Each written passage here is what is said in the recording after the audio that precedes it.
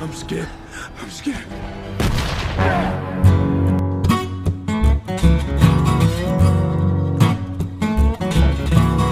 Halo para penikmat film di seantero dunia, bagaimanakah kabar kalian hari ini? Selamat datang di channel YouTube Super Movie, channel andalan kaula muda yang akan menyuguhkan cerita film box office menarik yang akan menemani hari-hari Anda supaya hidup dan lebih bahagia. Pada kesempatan kali ini saya akan merangkum sebuah film berjudul Hacksaw Ridge. Film ini dirilis pada tahun 2016, disutradari oleh Mel Gibson dan diangkat dari kisah nyata. Film ini dimulai di sebuah pedesaan di kaki pegunungan Blue Ridge, Virginia. Hiduplah salah satu keluarga yang memiliki kehidupan yang kurang begitu bahagia. Hal itu dikarenakan kepala keluarga tersebut bernama Tom Doss mengalami depresi yang sangat hebat dan trauma cukup serius diakibatkan kekejaman Perang Dunia I. Doss sendiri adalah seorang veteran mantan prajurit militer Amerika Serikat yang masih hidup dari kekejaman Perang Dunia I di Prancis. Sementara sahabat-sahabatnya semuanya telah gugur lebih dulu di medan perang. Dan hal inilah yang menyebabkan Doss mengalami depresi dan rasa bersalah pada rekan-rekannya, sehingga Doss sering menyendiri di pemakaman sahabatnya dan ia sering mabuk-mabukan demi menenangkan pikirannya, dan efeknya ia sering marah-marah tidak jelas dan bersikap kasar pada anak dan istrinya. Kedua anak Doss bernama Desmond dan Hal pun merasa bahwa ayahnya itu sangat keterlaluan dan mereka sangat membenci ayahnya. 15 tahun kemudian, Desmond dan Hal pun tumbuh menjadi seorang remaja yang cukup dewasa. Mereka sangat religius dan taat akan ajaran agamanya. Dan suatu hari di saat Desmond sedang membersihkan tempat ibadah, tiba-tiba saja ada anak seorang laki-laki yang mengalami kecelakaan. Desmond pun langsung bergegas menolongnya dan mengikat di bagian luka anak laki-laki itu, yaitu di bagian kakinya, untuk menghentikan pendarahan. Dan lalu ia membawanya ke rumah sakit. Setibanya di rumah sakit, dia pun diapresiasi sang dokter dan ia pun berkata bahwa Desmond telah melakukan hal yang benar. Dia telah menyelamatkan nyawa anak laki-laki itu atas tindakannya. Desmond tak menyangka hal sekecil itu yang telah ia lakukan ternyata bisa menyelamatkan orang lain dari kematian. Dari situlah tumbuh rasa ketertarikannya di dunia medis dan sering berjalannya waktu, ia pun terus belajar membaca buku-buku tentang medis dan ia selalu belajar dari teman-temannya sebagai perawat rumah sakit.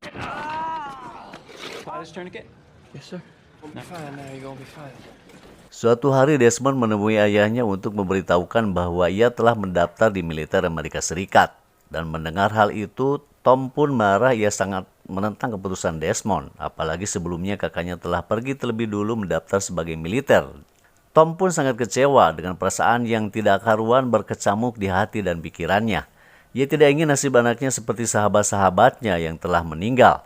Tom berpikir bahwa Desmond tidak akan mampu bertahan di medan perang dengan prinsip dan keyakinan anaknya itu. Pertempuran adalah tempat di mana terbunuh ataupun membunuh. Desmond tak akan selamat jika ia berprinsip bahwa tidak ingin membunuh siapapun dan tidak juga mengangkat senjata. Namun Desmond tetap teguh dengan keyakinannya untuk mengabdi pada negaranya sebagai petugas medis.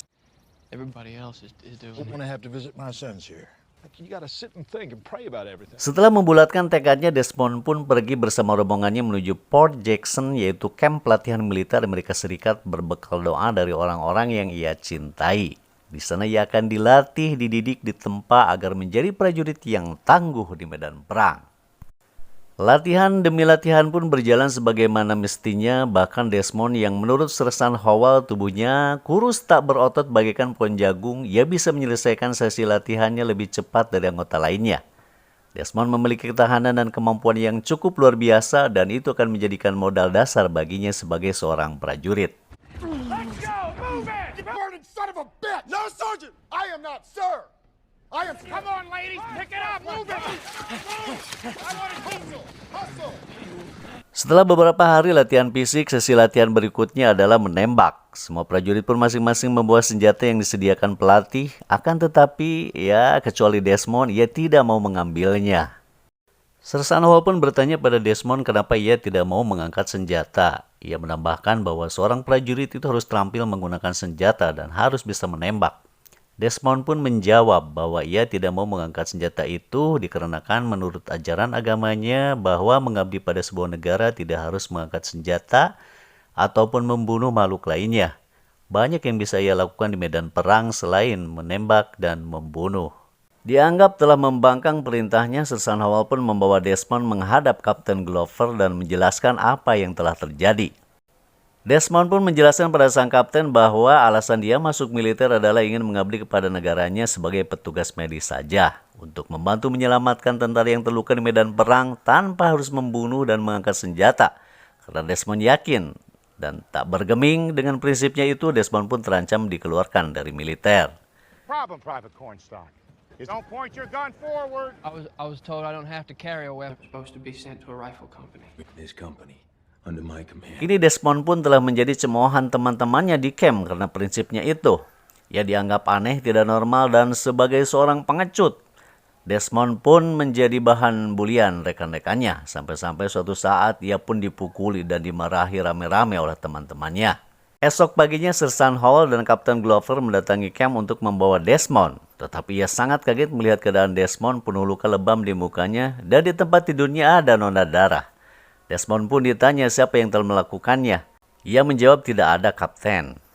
Ia memilih tidak melaporkan orang-orang yang telah memukulinya.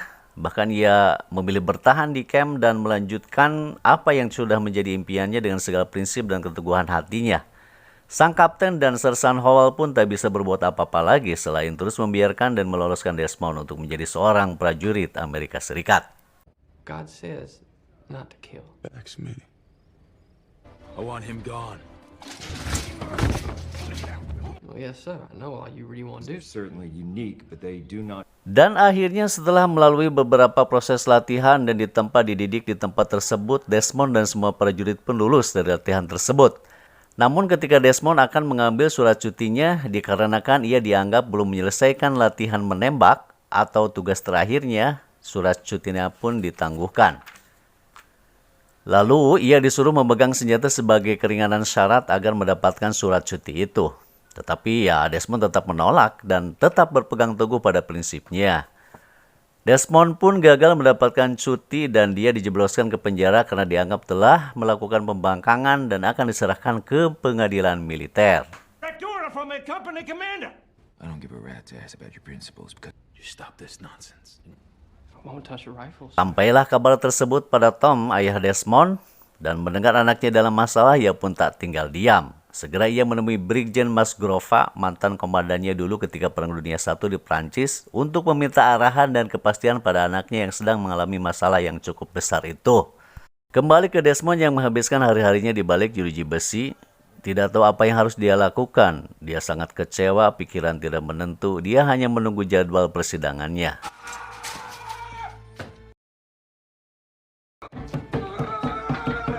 Pada saat persidangan berlangsung, semuanya pun tampak tegang dan pesimis atas masalah Desmond tersebut. Semua orang berpikir bahwa Desmond pun akan gagal dan akan dikeluarkan dari Kesatuan Militer Amerika Serikat dan berakhirlah karirnya di dunia militer. Desmond didakwa telah melakukan pembangkangan dan melecehkan Mahkamah Militer Amerika Serikat atas penolakannya mengangkat senjata. Dan pada waktu sidang itu, jaksa pun bertanya apa yang menjadikan alasan Desmond bersikap seperti itu. Lalu Desmond pun dalam audisi pembelaannya ia pun menjawab bahwa ia terpanggil untuk mengabdi pada negaranya. Dan ia menyangkal semua tuduhan yang telah dituduhkan pada dirinya. Ia merasa tidak bersalah, bahkan dia menambahkan bahwa saat Pearl Harbor diserang ia sangat marah sekali, semua orang bersemangat masuk militer termasuk dirinya. Bahkan ada 2 orang dari kampungnya yang dinyatakan tidak lulus dan bunuh diri karena tak bisa melayani negaranya. Ia tak bisa membiarkan orang lain tewas sementara ia hanya duduk manis di rumah saja. Dia harus melayani negaranya. Ia punya semangat melayani negara sebagai petugas medis di tengah medan perang bersama yang lainnya dengan bahaya yang sama pula. Sementara yang lain membunuh, dia akan menyelamatkan nyawa di tengah dunia yang hancur berantakan. Tak ada yang salah baginya jika ia ingin memperbaikinya. Dan semua orang pun dibuat tertegun dengan pernyataan Desmond tersebut. Tapi apa mau dikata, hal itu tidak merubah keputusan pengadilan. He flaunts his contempt by directly dissent. Any military court need ask of The other guys, no less danger, just should fight and die. While the sentiments expressed are laudable. Ketika hakim akan mengetukkan palu dan akan memutuskan apa yang menjadi keputusan sidang tersebut, tiba-tiba saja Tom atau ayahnya Desmond pun datang menerobos masuk ke ruang persidangan. sambil menyerahkan sepucuk surat dari petinggi militer. Lalu ketua sidang pun menerima surat tersebut dan membacakannya. Isinya seperti ini, bahwa menentang perang adalah hak terdakwa dan dilindungi oleh statuta dan tak bisa dipaksakan untuk meninggalkannya, termasuk kasus penolakan mengangkat senjata. Ditandatangani oleh Brigjen Musgrove, Komandan Perang Washington. Setelah membaca dan memahami isi surat tersebut, pada akhirnya sidang pun ditutup. Dan Desmond pun terbebas dari tuduhan itu. Dia lalu ditetapkan tidak bersalah. To show you this. Take it, you are the private's father. Signed Brigadier General Musgrove. Here. Sir, I know the law and Sampailah hari di mana Desmond dan kawan-kawannya dikirim ke Okinawa, Jepang untuk membebaskan dan menguasai Hacksaw Ridge. Dan ini merupakan tugas pertama Desmond dan kawan-kawan ke medan perang. Sepanjang perjalanan menuju wilayah pertempuran, mereka pun disuguhkan pemandangan yang mengerikan. Truk-truk mengangkut prajurit yang terluka dan jasad-jasad prajurit yang gugur cukup membuat mental mereka sedikit terganggu. Lalu mereka pun bertemu prajurit yang selamat dan beristirahat di sebuah gubuk. Salah satu dari mereka menjelaskan bahwa pasukannya telah 6 kali memanjat dan bertempur di Hacksaw Ridge dan semuanya itu gagal. Bahkan komplit terakhir yang berada di garis depan pertempuran tersebut tak tersisa. Ia menambahkan bahwa tentara Jepang itu tak takut mati dan terus berdatangan dari lubang-lubang yang ada di dalam tanah, tak pernah menyerah seperti hantu. 96. All clear, Sarge! Dead in Manville, 96th. Last time there wasn't anything left of them. Come on, shooting medics. Diawali dengan penembakan meriam Angkatan Laut ke Hacksaw Ridge, Desmond dan kawan-kawannya pun mulai mendaki tebing dan misi mereka adalah menaklukkan Hacksaw Ridge yang masih dikuasai Jepang saat ini.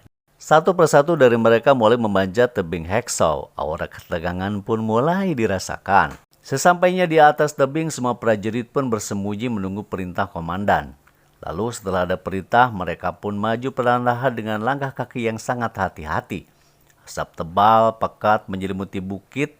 Mayat-mayat bergelimpangan, bahkan sebagian dari mereka sudah hancur hingga organ dalamnya keluar. Bau amis darah dan mayat yang sudah membusuk menyengat menusuk hidung. Hal itu membuat mental pasukan sedikit terganggu. Aura rasa takut dan bimbang terlihat jelas dari mata mereka.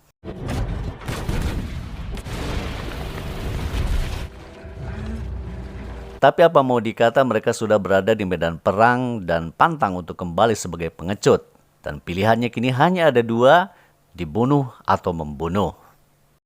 Tembakan selamat datang pun melesat menewaskan dua prajurit ketika salah satu dari mereka kakinya tersengaja menginjak salah satu pasukan yang masih hidup dan mereka berteriak. Disusul suara meriam dan tembakan lainnya, perang sengit pun terjadi. Desmond mulai sibuk bekerja menyelamatkan dan mengobati pasukan yang terluka. Teriakan medis pun terus bergema di antara rekan-rekan Desmond. Tanpa rasa takut, ia terus merangsek ke garis depan pertempuran untuk menyelamatkan teman-temannya yang terluka. Baku tembak terus terjadi, korban pun mulai berjatuhan dari kedua belah pihak. Desmond terus bergerak tanpa menyerah menyelamatkan kawan-kawannya yang terluka.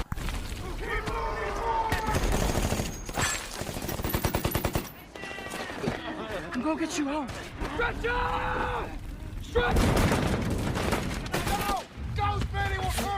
Di hari pertama pertempuran, mereka pun telah berhasil menghancurkan bunker dan memukul mundur garis depan pertahanan Jepang.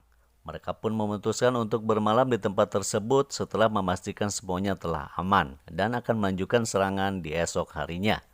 Ketika pagi tiba di hari yang kedua, di saat prajurit AS masih beristirahat dan tertidur lelap, tiba-tiba saja ratusan pasukan Jepang datang menyerang dengan brutal. Mereka keluar dari lubang-lubang bawah tanah seperti hantu.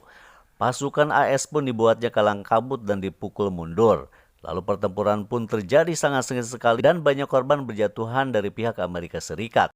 Mengetahui hal tersebut, Serstan pun meminta bantuan markas AL agar menggempur pasukan Jepang dengan meriam saja. Lalu mereka pun mundur dan meninggalkan Hacksaw Ridge untuk pulang ke pangkalan militer.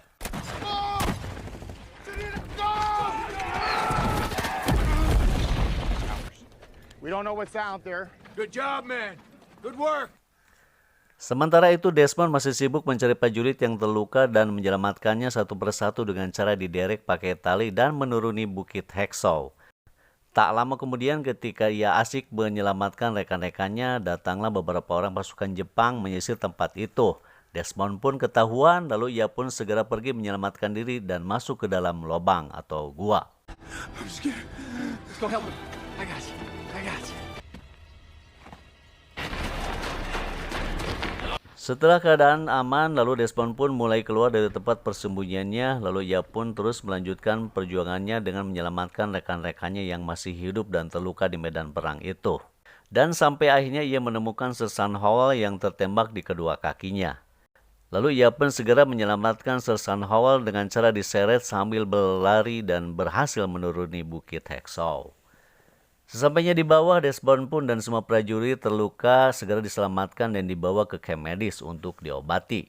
Desmond Doss yang dulu sering dibully dan dianggap pengecut karena menolak membunuh dan mengangkat senjata, kini dihormati seluruh prajurit atas keberaniannya itu. Menyelamatkan seluruh pasukan yang terluka di garis pertahanan musuh hanya seorang diri.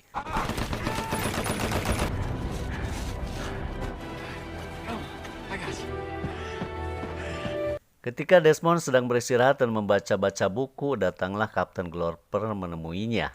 Ia pun meminta maaf kepada Desmond bahwa selama ini ia telah bersalah menilai Desmond. Dan dia menyampaikan pula bahwa besok harinya akan dilakukan penyerangan kembali ke Hacksaw dan pasukan tidak akan pergi jika Desmond tidak ikut dalam misi tersebut. Dengan kekuatan penuh dipimpin langsung oleh Kapten Glorper, esok paginya pasukan kembali menyerbu Hacksaw Ridge. Perang pun terjadi sangat sengit sekali. Korban berjatuhan di kedua belah pihak, bahkan pasukan musuh berhasil dikalahkan dan mengibarkan bendera putih. Tapi rupanya itu hanyalah tipuan belaka dan tanpa diduga tentara yang mengibarkan bendera putih tersebut ternyata berpura-pura menyerah, bahkan melempar granat ke arah pasukan AS. Tapi dengan cepat Desmond menangkis dan menendang granat itu. Sayangnya percikan dari ledakan granat itu melukai kaki Desmond. Desmond pun terluka cukup parah dan segera ia diturunkan dari tebing Hacksaw untuk dibawa ke kamp medis. Dan pada akhirnya pasukan Jepang pun dapat dikalahkan. Hacksaw Ridge dapat direbut dan dipertahankan. Kemenangan pun ada di tangan Amerika Serikat. Sementara itu, tentara Jepang yang masih tersisa di dalam goa akhirnya mereka melakukan bunuh diri dengan caranya. Desmond, si tubuh kurus seperti pohon jagung, kini telah menjelma layaknya superhero. Ia sangat dihormati karena keberaniannya telah menyelamatkan prajurit yang terluka di medan perang seorang diri. Ia berhasil menyelamatkan 75 orang prajurit yang terluka dalam pertempuran Okinawa tanpa mengangkat senjata dan tanpa membunuh dan hanya dilakukan oleh dia sendiri. Atas jasa-jasanya itu, ia pun menerima penghargaan tertinggi dalam keberanian perang dari Presiden Amerika Serikat. Dan film pun selesai. Terima kasih sudah menonton film ini sampai selesai dan jangan lupa di subscribe, like, dan komen. Dan nyalakan lonceng notifikasinya biar kalian segera dapat notifikasi video-video berikutnya dari channel ini. Terima kasih. Wassalam.